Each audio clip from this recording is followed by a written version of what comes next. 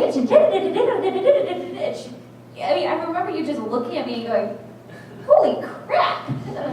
But I like Halo. And I think this is why this panel is important, because it is about acceptance. This is our community.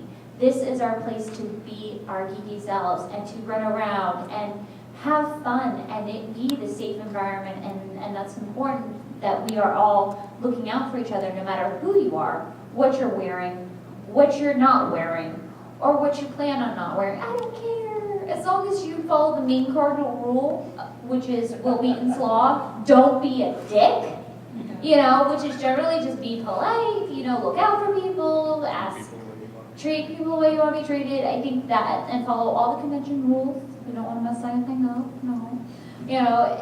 I think that's the important thing.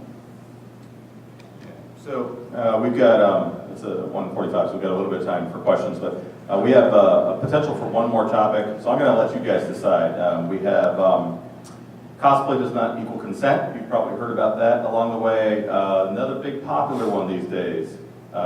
She was asking for it. Wow. I know, right? The recent one, that's the old one. Almost. Which one? Pretty timeless. She was asking for it. Yeah. We've been hearing that from. It's old, but it's also just like making it research and stuff. Or we could just go straight to questions. So, do you want another topic? Questions? Topic. Topic? All right. Keep Pick talking. a topic. Keep I talking. think you combine those two, honestly. All right. They seem like they go well together. Cosplay does not equal consent. She was asking for it. Go. She was asking for it. No, she wasn't. I'm going to tell Keith's story. He's an ex-cop, and he was taught by his training officers. It doesn't matter if you're walking buck naked through the worst neighborhood ever, male or female, you are not asking to be raped. It doesn't matter what you're wearing or what you're not wearing, you are not asking someone to assault you, male or female. Like I told you about those 300 guys and them getting their stuff grabbed, a lot of them were actually upset.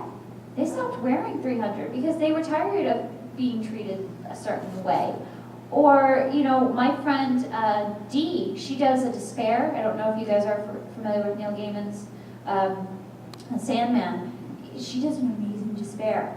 And she was actually asked to leave a convention. She had a full bodysuit on, like she was not nude, but she was painted, like the suit was painted like she was nude. She was actually asked to leave because she was offensive to the convention.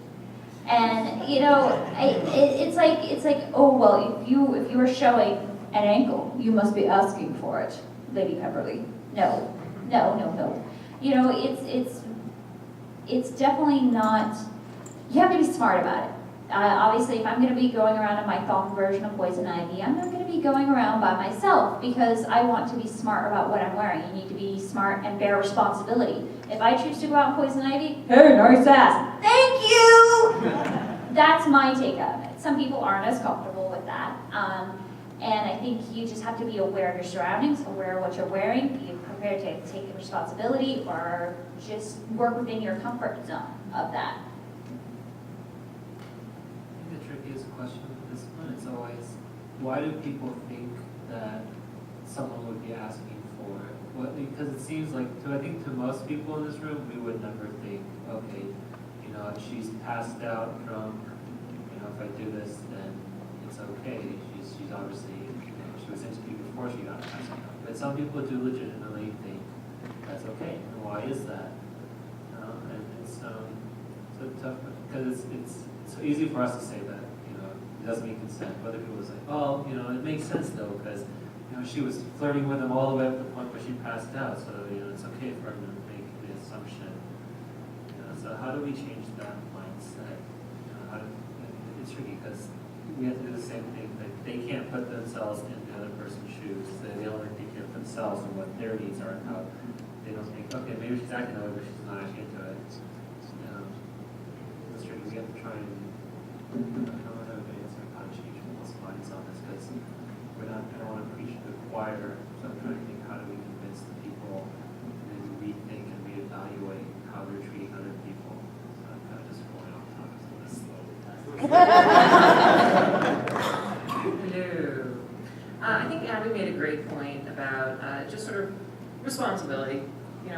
Nobody is ever asking for anything unless they actually ask for it, and consent is when you hear a very well, yes, you know, you give permission, you give approval. Those are clear, but those lines are always blurred, oftentimes when people choose to and want to for their own reasons. But I think that, you know, it is important to be realistic about what you're wearing. Like Abby's saying, you know, she wears a thong Poison Ivy costume. You do have to realize that you are going to attract a certain kind of attention, whether you want it or not. Just ask for a picture of my ass. That's all I ask for. Right? And honestly, like being upfront about it sometimes is appreciated, right?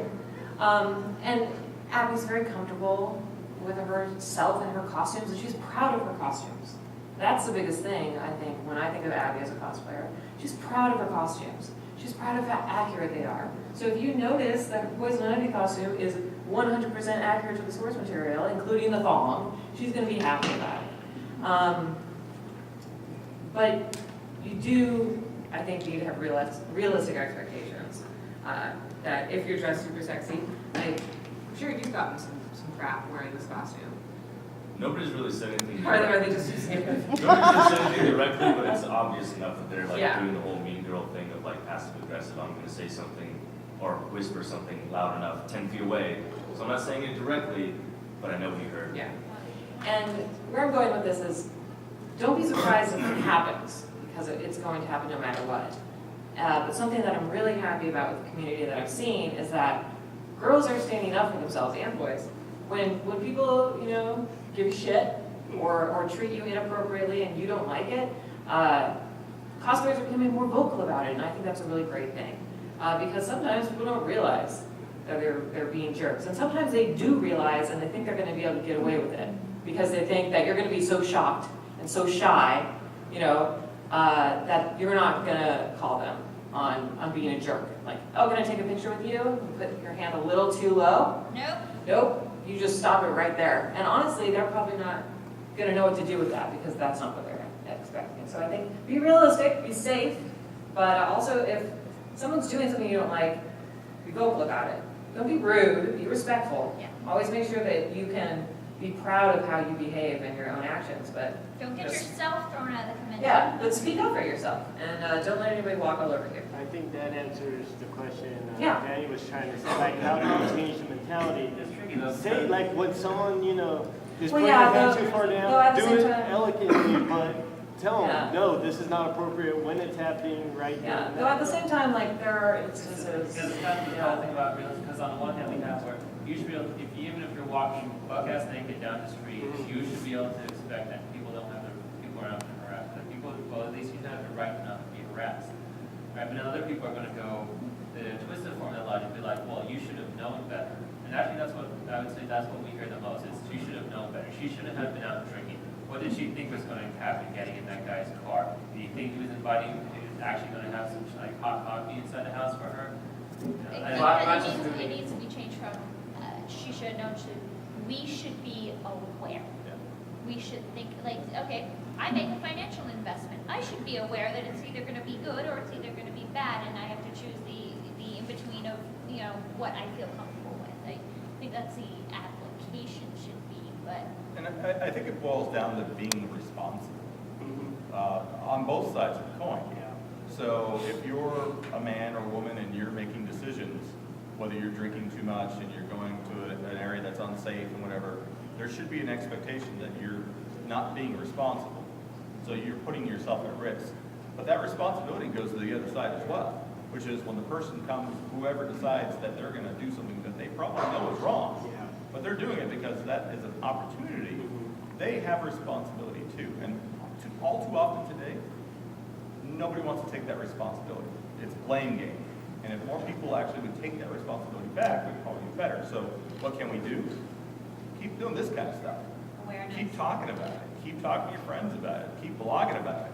That's the thing that's going to keep the message going. Being a community about it. You know, Absolutely. looking out, if these lovely ladies over here had somebody going, being all handsy, and I just walk by, how am I helping my fellow persons? You know, and it's, hey, do you know those people? Are they okay being handsy with you? No, okay. I don't think she likes that. And that's just being, polite and not getting yourself. You can always do it in character. Be like, hey, if you drop your hand any lower, I'm gonna chop it off. That always works. We have 8 minutes, so anybody have specific questions? Oh, sorry. And the sickness is back. It puts lotion in the basket. No.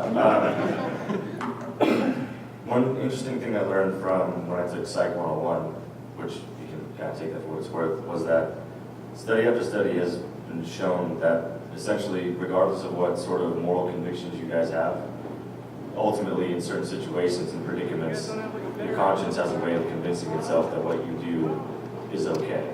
It's within the bounds, it's within the boundaries of whatever things you set. So in situations where there's like sexual predators involved, or even just like say you're on the floor in a casino in Vegas and you notice that there's like $100 poker chip on the ground, most people would probably just like slide their foot over it and be like, oh, I have to tie my shoe. And then, hey, I just earned $100. And somehow, some mechanism in their brain, no matter how long it takes, usually they will keep that poker chip and be like, oh, hey, let's all go to the bar. Very few people will start wandering around and being like, hey, somebody dropped this. So I think we should always be mindful of that people more or less, not necessarily are inherently bad. That's not what I'm saying.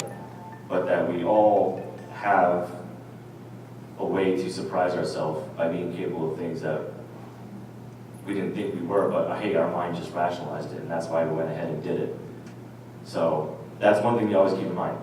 But specifically relating to cosplays not consent and just sexual predators on, guys or girls, is that most of the time when these sorts of crimes take place, or just theft or any sort of other crime, is they see the potential for them to come out on top, to win, with like minimal effort, maximum gain. So most people follow the path of least resistance. They wouldn't do something if they didn't think it was worth the effort. Like a mouse isn't going to try and steal the food from a lion because it's like, okay, well that lion's definitely going to stop me. But is that mouse going to try and steal it from like, I don't know, 3 or 4 different ants? Yeah, because it's like, well, the odds are in my favor, I'm going to do it. So I think the best way to guard against all these situations is just, like we said, taking responsibility and being preemptive about things. Don't even create the opportunity for it to happen.